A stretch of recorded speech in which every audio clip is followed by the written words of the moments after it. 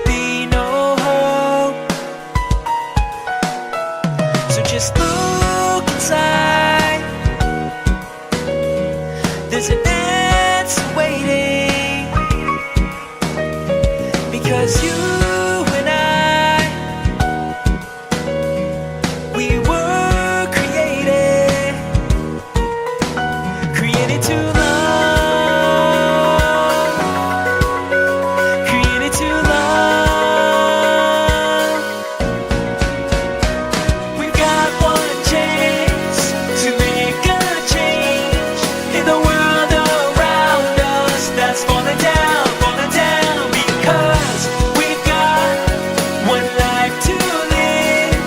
So take every moment and seize the day.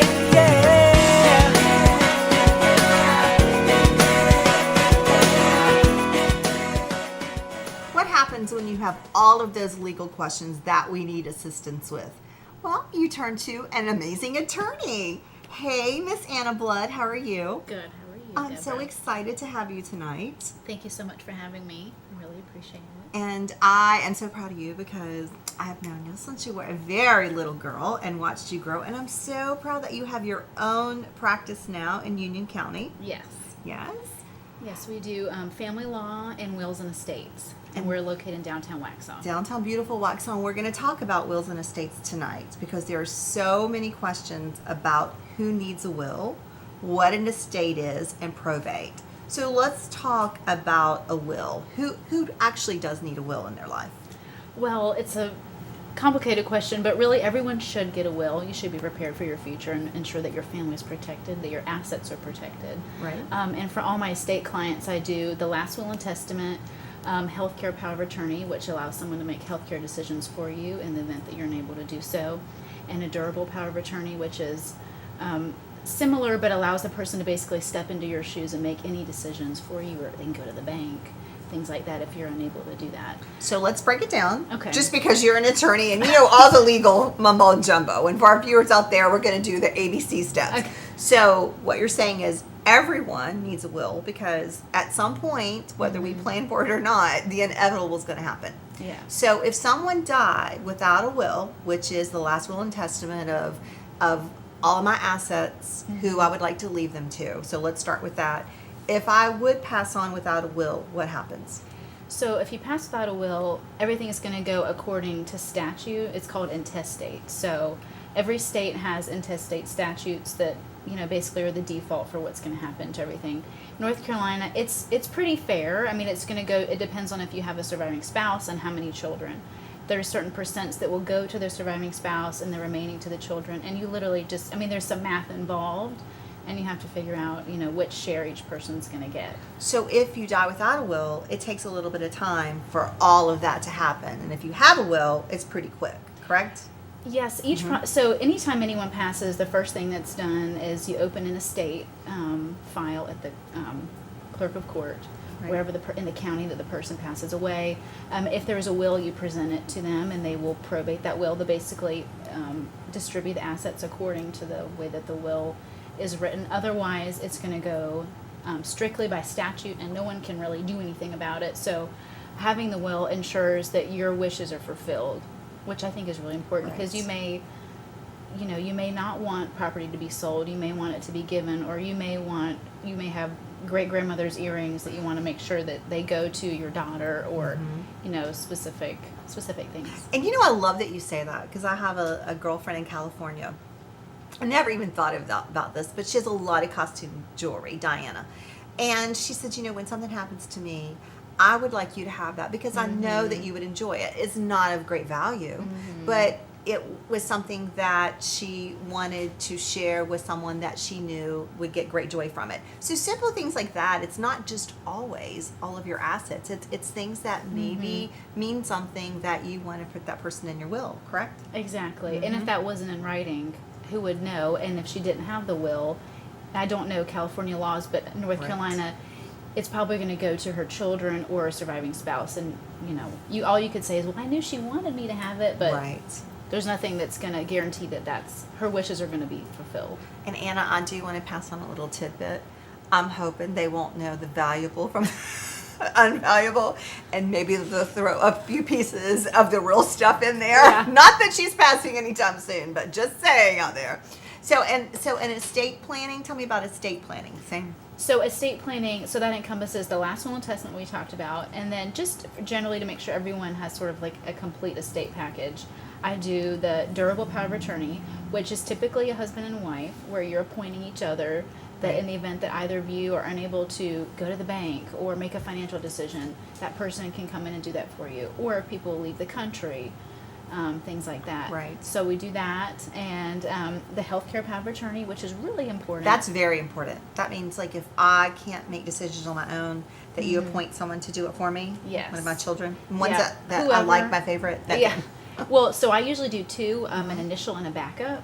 And I tell people, some people do a spouse and then a child, because in the event that either one of those people have passed away, you have a backup person for that as well. And that's called durable. That's the healthcare power of attorney. Healthcare power. Which is really important. And if you ever end up in the hospital and there's a serious scenario, the hospital will typically, or doctors will ask, do you have a healthcare power of attorney? They'll want you to bring that document. And then something that's really important is the living will, which is almost like an addendum to the healthcare power of attorney. So the living will essentially allows you, while you're still able to do so, express what you would like to happen to you in the event that you're incapacitated or on life support, things like that. I know that sounds really kind of But morbid, it's true. but You it's have to good. be prepared for it. So we're going to take a quick break, and when we come back, we're going to go 1, 2, 3 order so that we understand it so clearly, and their audience members out there understand how important it is to have a will and how important it is to have an attorney to draw up all of these documents. All of that when we come back with Miss Anna Blood, attorney at law. To view this entire episode or to view other past episodes, please visit our podcast site at DeborahKennedyShow.com. And now we're back with Miss Anna Blood. So Anna, we're going to sum up just how important it is for every single person to have a last will and testament, no matter what age. Yes. Okay. Absolutely, and especially if you have children. And another good point to that is if you have minor children, I do guardianship language in the will, which will allow you to express who you would like to have guardianship over your children. Now, you still have to ask the court to appoint those people, but it is at least will be in writing. In the event that both parents pass and you have a 2 or 3 year old, and Okay, that's really great. important And you too. do so many things with family law, so we're going to have you come back as our regular attorney. But we're going to talk about women in power as well, women in political office, and how important it is that we have a voice. So tell us a little bit about your experience and what we can look forward to with you. Absolutely. So I got involved in the Republican Party back in law school, and I've been an active member of our Sweet Union Republican Women's Club. Women have not been represented in politics like they should. We have an important voice. We are powerful. We can do so much. Yes, we can. Yes, and I think it's been. I recently ran a race for county commissioner, and I was the only woman running. And if I was elected, I would have been the fifth woman ever to be county commissioner in like Wow. 175 years. So that tells you That's some pretty statistics. impressive, yes. And So- it was like just, I have to say, bragging on you, it was just by like a minute hair, like maybe 3 votes. Yes, that I did not. That's make. pretty tight race. Yep, for the primary. So, I will say that I will continue to run again. I will run again in 2020, and I think that hopefully I can be an inspiration for younger women and just anyone out there that's considering getting into politics and maybe thinks it's a little intimidating or maybe it's just a man's game. It's not. Right. So So I tell think- me a little bit about why you wanted to run. Like, what is your platform? Why should I vote for you, Miss Anna Blood? Or why would I vote for you? Well, that's been a number one question people ask me. So I guess the first reason is it truly is public service. Right. So I give a lot of my time to the community as it is with my business, and I'm on a school board. And You're here giving free advice on the Deborah Kennedy Show. What more could you do? That's community service, right? yeah, so Yes. I think you just have to have, it's something that you know in your heart that you want to do. Right. And I've known that for a long time, and so absolutely. Because you want to make a difference. Yeah. You know, you have 2 small children, and you have a great husband that is your biggest fan, And really and truly, that's what I love about you, is that you do want to give back. You do want to make a difference. And, working as an attorney is great, rewarding, but it's a little different from giving back to the community and being in politics. Absolutely, it is. And it's, I do believe in strong women. Deborah knows my mom, so. Yes, I do. I love Adrienne. Love her. She's very strong. She is. She raised me to be an independent woman, so. Absolutely. We have some good memories. We do. Some we cannot share on the TV show, but there's some good ones. Yes, absolutely. So you come from a long line, and your grandma, she was a strong woman. Absolutely. So, and I think it's just, women can be powerhouses for each other, and I think we can really lift each other up, and I think that's really important. I love that. And I love you, and I'm so excited and so proud of you and all that you're doing to make a difference. And we're so excited to have you here on the show, and that you're going to be a regular. So you do so many things in your practice, and next time you come on, we'll talk about family practice. Absolutely. Okay. Thank you so Miss much. Anna Blood, empowering women, making a difference right here in our community. Are you or someone you know interested in being a guest on the Deborah Kennedy Show? If so, go to DeborahKennedyShow.com and click on the Be Our Guest tab. We're a lifestyle show, and we're always looking for experts to bring on and share information and knowledge and something they're passionate about. Tonight I have an inspiring woman as my very special guest. Welcome to the set, Gina Stark. I'm so excited to have you. Thank you. I'm excited to be here, Deborah. Oh, it's so thrilling. You are just such a kind person. I do want to tell about my first experience meeting you. Okay, absolutely. And I met you for a brief period before this, but actually we worked for the same company. Yes. And what I was the most impressed with was that you have that light about you that really shines and wants to involve other people. And Absolutely. at our meeting, there were certain cliques, as there are with some companies, and you were just the light that brought people together. And she's kind of like the popular girl that doesn't have to invite people into her little club, but you did. And from that moment, I knew I was just totally in love with you, because you care about other people. I do. And I think that when I'm in a place or an environment and I'm just, like at the sales meeting that we were at, I was just ready to meet new people and, like you said, really include everyone. But then also, I'm connected or attracted to people that have this similar, personality like I do, like you, bubbly and, just kind of, you exude that excitement and positivity as well. So I knew that right off the bat that we would be close as far as with work and in the meeting and everything. And so then I'm always about too, we have a team of 8 in our territory. So to make sure that everyone is together, that we're involving everyone and sitting together and really having a cohesive group. So that's really important because we're not all the same. And we're not, even with our neighbors and even with people that maybe, you don't feel are exactly like you. That's what's amazing. It's the melting pot of people that, that are different. But also what I love about you is that you're like, maybe our mission is to include those people and show them what the light is really supposed to be Exactly. I am a firm believer that God puts people in your path for a reason. And I'm like, oh gosh, I just met Deborah. There is something that we can get from each other and or be able to feed off of each other. And maybe there's something that I've gone through that I can help you with. Maybe there's something that you've gone through that that you can help me with. So we help each other, and I think that that's great. When I think about my faith, I always look at that, and I want to always be that person that helps other people. Absolutely. Because when we help other people, we lift each other up. we lift each other up, and we ultimately make our goals by helping other people make their goals. Amen, sister. And one of the other reasons I wanted to invite you tonight is because we do have similar paths, and something that's very important to our audience members out there and to a lot of friends that are in my life is aging parents and how difficult it is, whether you have aging parents, the loss of a parent, and one parent's left behind.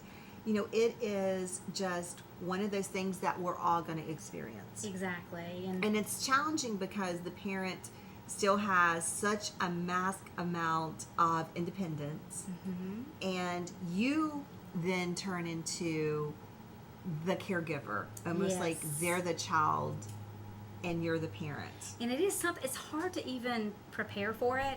I know my mother passed 3 years ago, and the first time that happened, and even though we knew, of course, eventually we know we all are going to pass, but then when it happens, you're like, wow.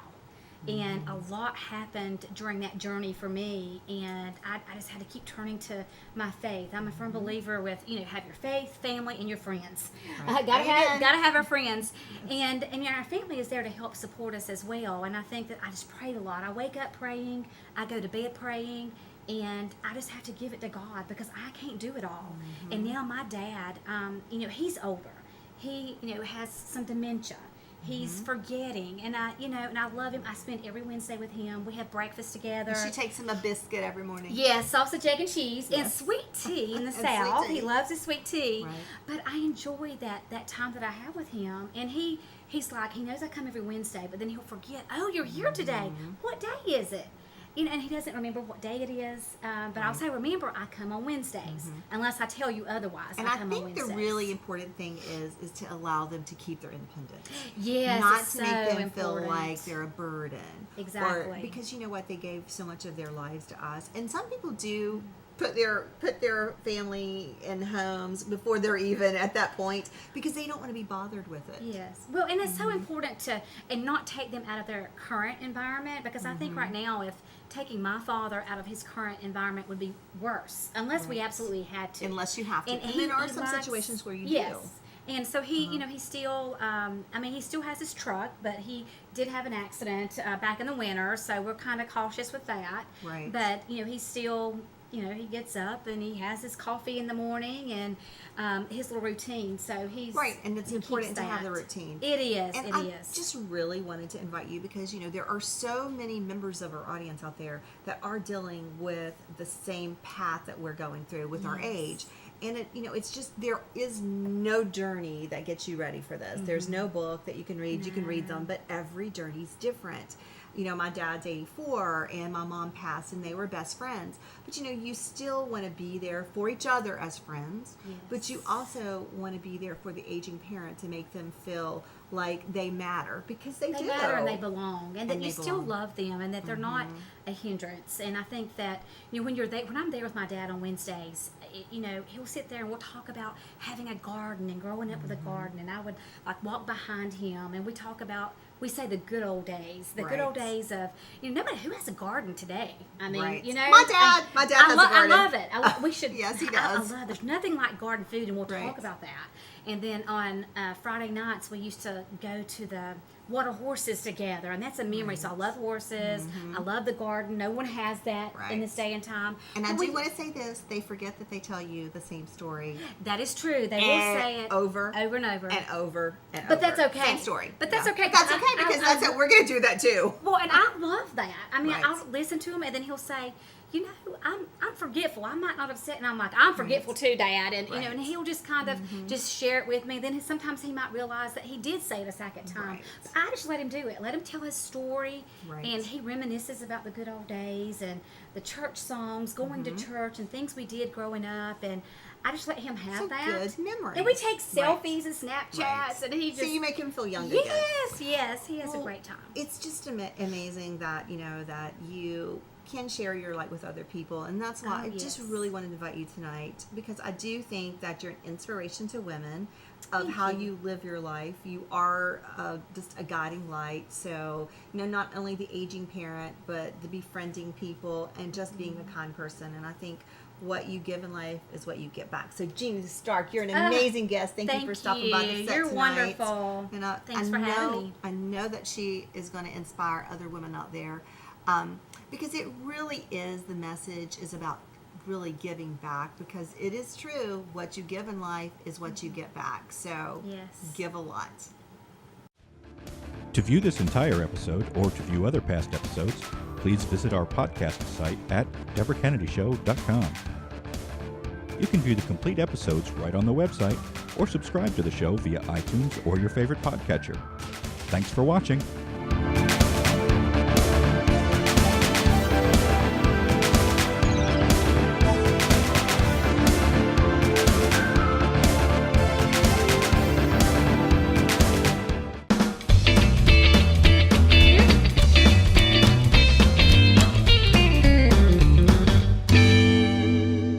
One of my my favorite things to do is eat, and eat some more. And I'm so excited to have my co-host tonight, Mr. Bryce Carey. Back in the kitchen. Back in the kitchen. And our favorite chef in the house with Chef Samantha. Nice to be back. Well, right from your very own kitchen. Absolutely. Oh, girl, we love you. We got so many emails about your fabulous segment. We're so glad that you could stop back and have a show with us again. Tell us what you're cooking tonight. Well, tonight we are going to be making some Cajun Alfredo pasta with lots of fresh veggies. Yum. And some penne pasta. Penne pasta. Penne pasta. Let's go ahead Not and just get this pasta. working. Get it working. The burn. It's all about the burner, the magic of the burner. And I understand Yes. this is one of your favorite dishes, right? It is. Why, yes. why is that? Well, who doesn't love Alfredo sauce? Good I point. mean, Good point. Yes. You know, and I lean towards more spicier dishes. So I like that. I got some chili powder and cumin to make it Cajun for us today. So as a chef, that's probably what you like to really cook for anyone that comes to the restaurant. It's some of your favorites, right? Absolutely, yeah. Yeah. And that makes sense. So you started like at McDonald's, right? Yes. So tell us a little story. Now, actually, your father, Oh, yes. our fabulous director, Jim, Yes. he said you started as Betty. Betty. Miss Betty, the waitress. I love that. Yes. As a kid, I would go around and take everybody's order and be like, okay, what do you want? What would you like? Betty's got you. And then I would make everybody go and get their own food.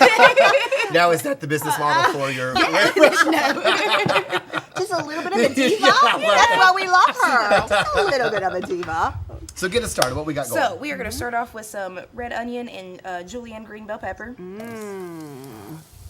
There's something about the sound of that hitting that. You just know it's going to be good. When it hits that pan and The the grease. sizzle. Oh. Yeah, the sizzle. We're gonna get So a you little bit of garlic. also did attend Johnson and Wales, correct? Yes. Yes, I did. Best 4 years of my life. So tell us about that. How was it like just the best learning experience? Actually, it really was. I got lots of great experiences from a lot of great chefs who I'm still in contact with today. I've been graduated for almost 3 years, and I could still email a chef and be like, hey, I was kind of wondering about this, and, they'll So as happily a answer. chef, as you graduated like that, is this a job that you continue to learn?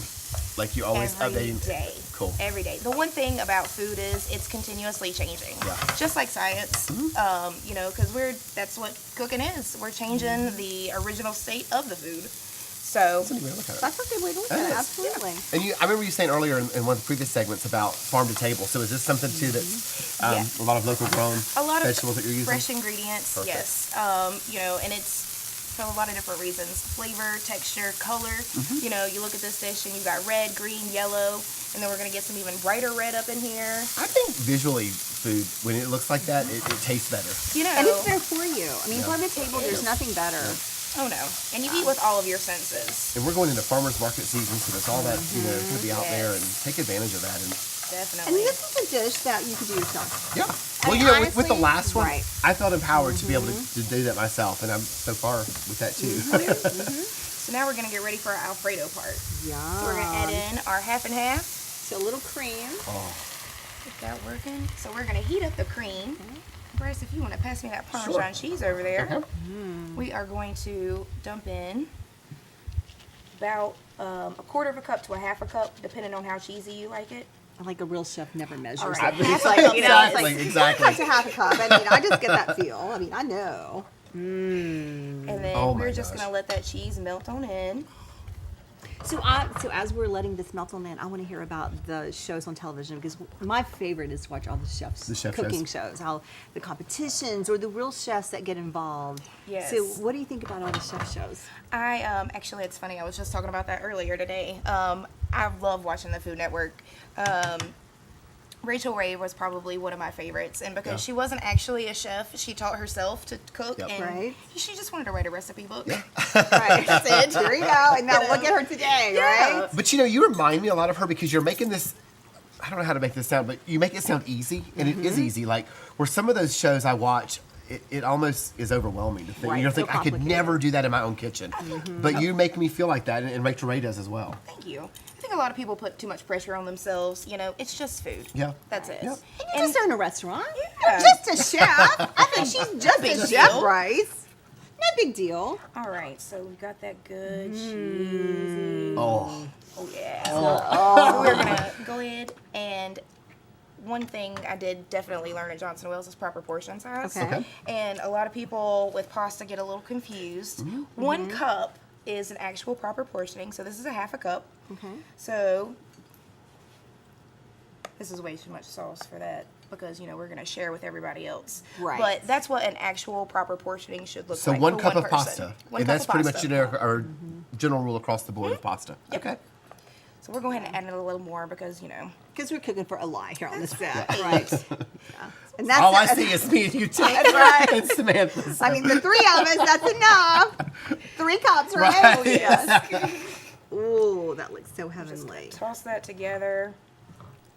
Oh, Samantha, Chef Samantha in the kitchen, making our dreams come true. All right. Oh, wow. So how did you come up with In the House, Well, the chef's house? funny story. Tell us. Nobody ever wanted me to be late, so I live in the apartment right above my restaurant. That's good. Well, I think that's one way to never be late. If you live at work, walk down. Yep. There you go. Definitely. Was that your dad's idea? No. How'd you know? OMG.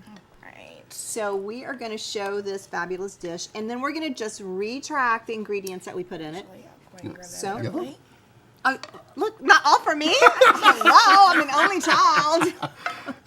I mean, there's 2 plates. Okay, all right, I'll share. there we go. So just walk through with our audience what we started with. We started with Julienne, green peppers and red onions. Red onions. With some fresh corn, tomatoes, and sauteed that, and then added Parmesan cheese, cream, and melted that down with cumin, chili powder, and then added our pasta. oh my gosh, and all I can say is divine. Yes, it looks Shall good, we? smells good, and Hold on, we're going to tell you. we're going to tell you right here. Oh my gosh. It doesn't just taste good. It's amazing. It is so good. Oh my you. God. Really simple, really easy, and But really it's so full of delicious. flavor. And it's very versatile. You can use chicken, shrimp, steak, or you can take so those good. crab cakes that we made last time and throw Right. those on top. Wow. Oh my gosh. In the house with Chef Samantha. You are amazing. You got to promise you're going to come back and be a regular fixture here. Absolutely. Thank you, Samantha. thank gosh. you. And, Gorgeous. Mwah. and again, All if right. you guys out there try this recipe, let us know. We'd Let love us to hear know. how it worked out for you, or have you changed it up a little bit. Let us know. That's exactly right. So enjoy, because we are. When you look around, see the tears falling down. In a world so cold, where there seems to be no hope. So just look inside. There's an answer waiting. Because you